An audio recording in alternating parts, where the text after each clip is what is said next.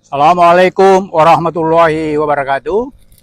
Sahabat-sahabat pembudidaya yang saya hormati, terutama pembudidaya di tambak-tambak tradisional. Apa yang kita lihat sekarang ini adalah tata cara penebaran benur. Model yang kita kembangkan selama ini adalah, ini kantong yang di tangan saya ini adalah benur Panamei, ya. Nah, biasanya benur dari hatchery itu beda kondisi lingkungan antara di hatchery dengan tambak.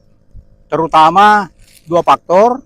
Yang pertama adalah suhu, ya. Suhu dari hatchery itu biasanya karena itu akan diangkut dalam waktu tertentu, biasanya suhunya ada di kisaran 20 sampai 22 derajat Celcius.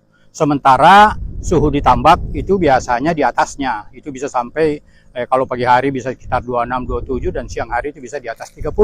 Nah, sehingga apa yang kita lakukan untuk adaptasi itu biasanya kita apungkan begini, ya, kantong-kantong benur kita apungkan begini di air dalam waktu tertentu.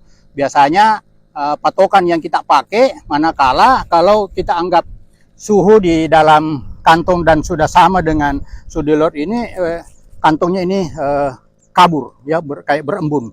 Itu patokan kita. Nah, sehingga ini kalau tidak bagus adaptasi suhunya, pertama disinilah biasa terjadi kematian yang tinggi karena suhu dari hatchery dengan ditambak itu beda.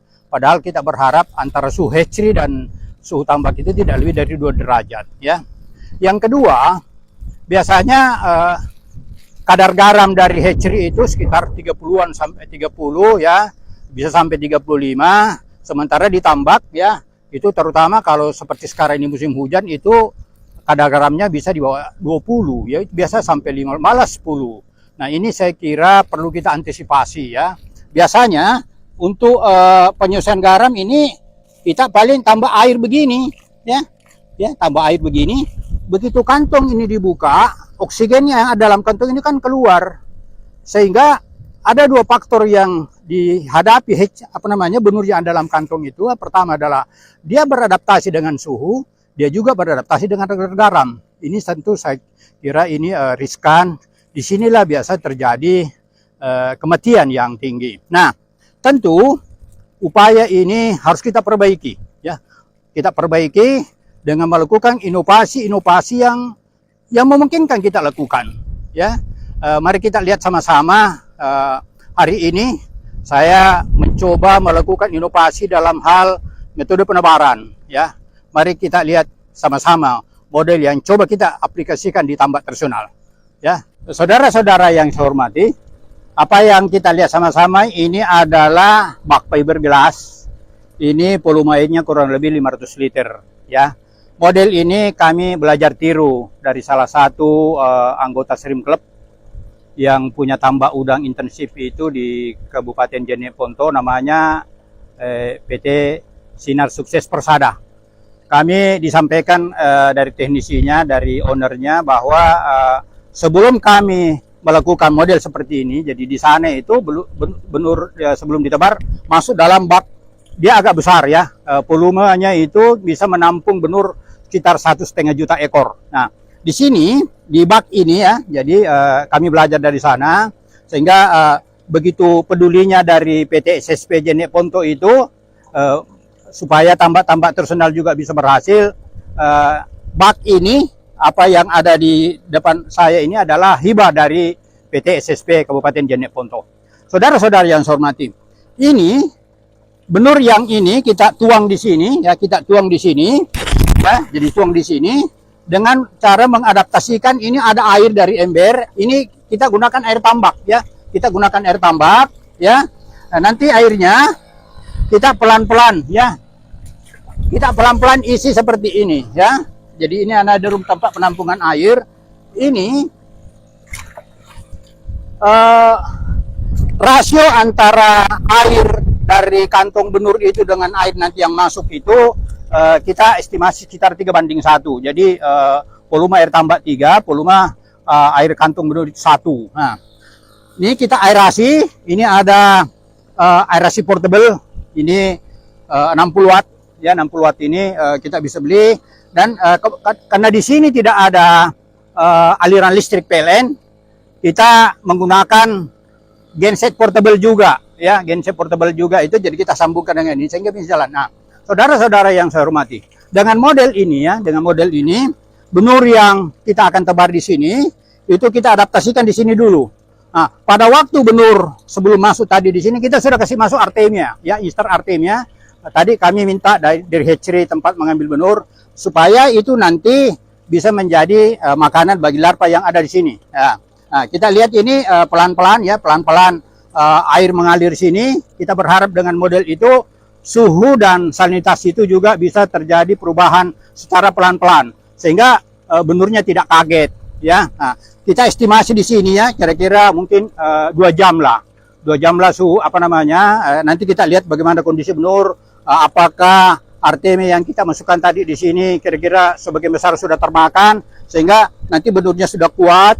Setelah ditebar, setelah mencapai kondisi yang kita inginkan, nanti benurnya ini kita akan keluarkan lewat ini, di bawah ini.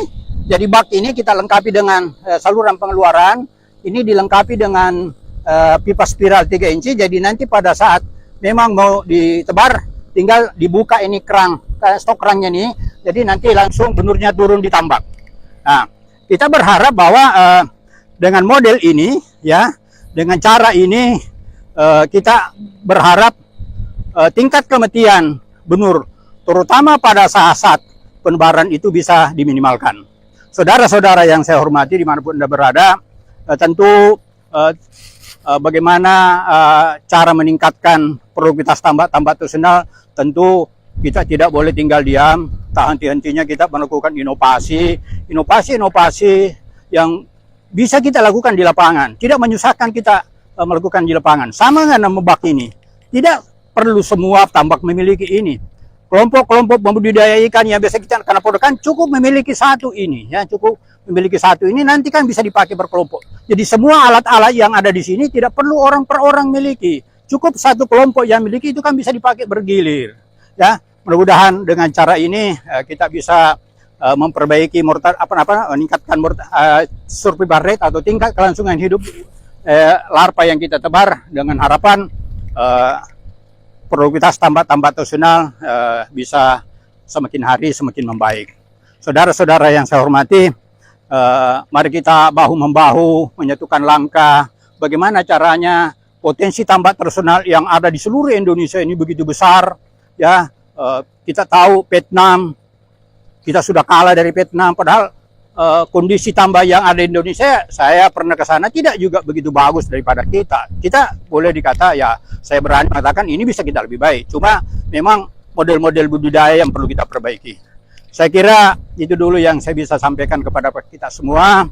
Mudah-mudahan ini bisa bermanfaat bagi kita semua, bahwa bagaimana kita memperbaiki ini, tentu kita sekali lagi, tentu kita harus melakukan inovasi-inovasi. Saya Muhammad Sainong dari Fakultas Perikanan dan Ilmu Kelautan Universitas Muslim Indonesia Makassar, Sulawesi Selatan, melaporkan dari Kabupaten Pindrang, Sulawesi Selatan. Assalamualaikum warahmatullahi wabarakatuh. Semangat saudaraku!